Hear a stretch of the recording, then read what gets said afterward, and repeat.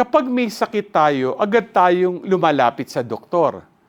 Sabi ni Jesus sa Gospel, hindi nangangailangan ng manggagamot ang walang sakit, kundi ang may sakit. Naparito ako upang tawagin ang mga makasalanan, hindi ang mga banal. Hindi lang pisikal na sakit ang tinitignan niya, kundi higit sa lahat ang sakit ng kaluluwa dahil sa kasalanan. Narinig din natin ang pagtawag niya kay Levi, isang makasalanan, pero sinamahan at sinaluhan pa rin niya sa hapag. Ganyan din tayo. Kahit alam ng Diyos ang ating pagkukulang, kasama pa rin niya tayo. Jesus is the true doctor of souls.